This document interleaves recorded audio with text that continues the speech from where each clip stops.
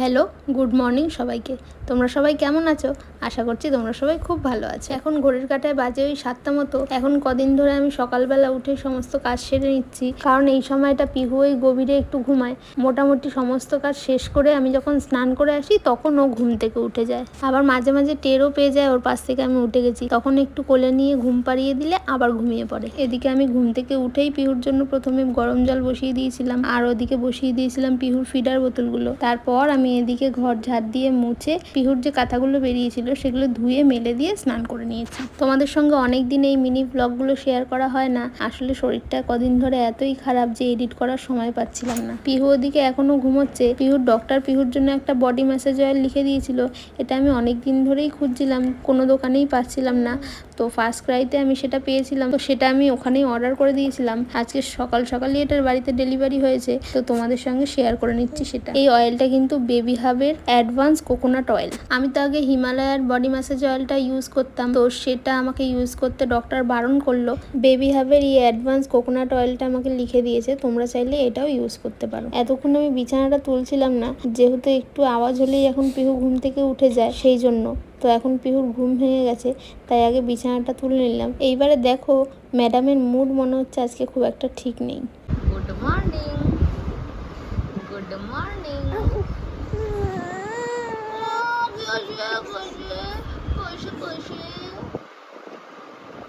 দেখো ওর মুড আজকে সেরকম ফ্রেশ লাগছিল না, কারণ ওকে গুড মর্নিং বললেই কিন্তু ও খুব সুন্দর একটা হাসি দেয়, তো সেরকম আজকে করছিল না। ওই জন্য ওকে তুলে ভালো করে ফ্রেশ করে তেলটা মাখিয়ে বেশিক্ষণ রাখিনি, কিছুক্ষণ রেখে স্নান করে রেডি করিয়ে দিয়েছি। এবার দেখো সুন্দর খেলা করছে।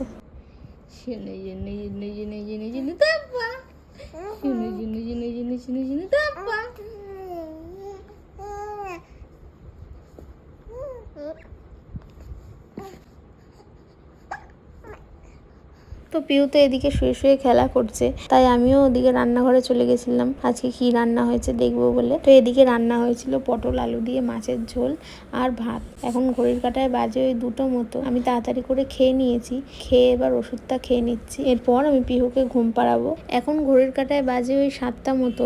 রাহুলও অফিস থেকে চলে এসেছিল, আর আমিও পিহুকে নিয়ে রেডি হয়ে গেছিলাম। তো 3জন মিলে আমরা এখন একটু বেরোচ্ছি, যাবো একটু আমার বাড়িতে, আর কিছু দরকার ছিল সেই জন্যই গেছিলাম আর কি। এই যে চলে এসেছি আমার বাড়িতে। পিহু হওয়ার পর পিহুকে নিয়ে আমি এখানে 13 দিন মতো ছিলাম। 13 দিনে আতর উঠিয়ে আমরা চলে গেছিলাম ওই বাড়িতে। পিহু তো জুন মাসের 9 তারিখে হয়েছে, সেই সময়টা এতই গরম ছিল যে মেয়ে আমার গরমে প্রচুর কষ্ট পাচ্ছিল, তাই কোনো রকমে আতরটা উঠিয়ে আমরা ওই বাড়িতে চলে গেছিলাম।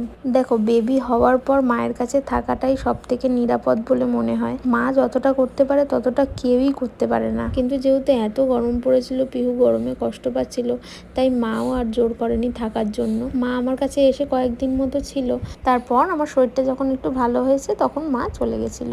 যাই হোক, মায়ের কাছে গিয়ে অনেকটা সময় কাটিয়ে আসলাম, ভালোও লাগলো। এরপর আমরা বাড়িতে এসে কিছু খাবার অর্ডার করে দিয়েছিলাম। পিহুকে ওদিকে রাহুল নিয়ে বসে আছে, আমি এদিকে আমার খাবারটা খেয়ে নিচ্ছি। আমার এদিকে খাওয়া হয়ে গেলে তারপরে রাহুল ওদিকে খাবার খেয়ে নেবে। তো তোমরা যদি এতক্ষণ ব্লগটা দেখে থাকো, ব্লগটা ভালো লাগলে অবশ্যই একটা লাইক করে দিও, আর কমেন্ট করে জানিও ব্লগটা কেমন লাগলো। এবার থেকে রোজই একটা ব্লগ দেওয়ার চেষ্টা করব। দেখা হবে নেক্সট একটা ব্লগে। টাটা।